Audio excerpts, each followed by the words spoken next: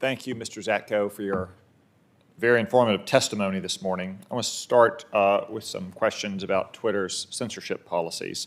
I know you weren't at Twitter for most of 2020, but I want to start with an example from June of 2020, specifically me.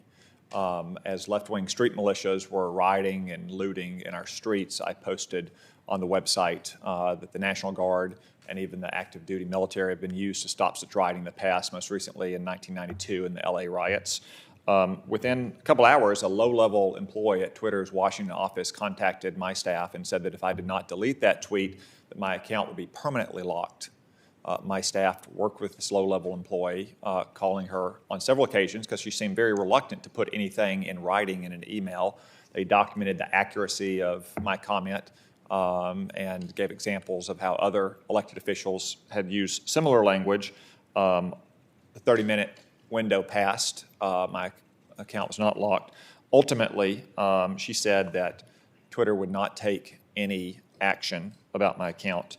As I said, I know it was before you began at Twitter, but from your experience, would a low-level Twitter employee typically have the authority to permanently lock the account of an elected member of Congress? From my experience, they should not have the authorization to do it, although it would probably be a low-level employee that would be instructed to do it. So she was likely taking direction from more senior officials at the company. Not knowing the situation, I can't comment on the specific one, but that is the sort of activity that I would see there. And I can concur that I did notice a reluctance to put a lot of things in writing on particular topics. I noticed that in the emails that Mr. Agarwal sent to you, he seemed very reluctant to put things in writing or made statements about what he was going to verbally express to the board. And he apparently did not express those things. Sticking with the censorship, again, like I said, I know you weren't there in the lead up to the 2020 election, but once you arrived just a couple days after the election, you selected an outside company to do an evaluation of Twitter's censorship policies. The report that you commissioned found that Twitter's content controls are ad hoc and informal. Those are two direct quotes.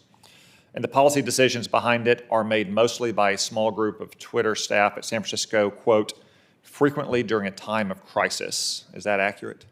I didn't hire them to do a report on censorship, but that was the platform manipulation organization. And yes, how you cite the report as what they found on that team is correct. When it says frequently in a time of crisis, what kind of crisis was the report referring to? I believe the report also said, and this is from what I experienced, if something was brought up in the media, if a government brought it up, if somehow it became publicly aware, or if there was, an ongoing outage to the system or some active disruption or crisis. Yeah, thank you for that, because the report does go on to say that according to Twitter employees interviewed, Twitter usually censors information, quote, only if it is flagged by reporters or news headlines, partners, which it means to include academic organizations and other social media companies or political officials, end quote. So does Twitter have special channels of communication with fellow social media companies like Facebook to discuss so-called misinformation? If they do, I believe that they would be ad hoc. I am not aware of official ones that would not have been within my organizations. Okay. What about other so-called partners like pharmaceutical companies or advocacy groups? I am not aware of those. Again, that would be out of council or other organizations. So saying ad hoc, you think in these cases, just say a executive at a pharmaceutical company that doesn't like what's being posted on the website, or a left-wing activist at a Washington think tank would just use pre-existing relationships to contact someone at Twitter on an ad hoc basis? I do not know. Well, how can they coordinate if they don't have some kind of channel of communication set up? In the report that was an attachment from the organization, they talked about disinformation operations, which I do believe, my understanding was that the site integrity team spoke with other organizations and with other social media companies about ongoing disinformation or platform manipulation. I do not know anything beyond what was in the report for that topic. You said something earlier I just want to come back to. This isn't an exact quote, but I want to give you a chance to elaborate a little bit. It was something along the lines of, if you don't have a foreign intelligence officer inside Twitter, you probably aren't doing a very good job as an intelligence agency. Is that close enough? Yeah, that's close enough, sir. I worked for the government. I held a high-level position. I worked running research and development and programs for the Department of Defense and intelligence communities. And from my interactions with these people and these organizations, Twitter would be a gold mine. From my understanding, from people in the community who focus on foreign intelligence organizations and assets, if you placed somebody in Twitter, as I believe that, as we know has happened, it would be very difficult to Twitter to find them.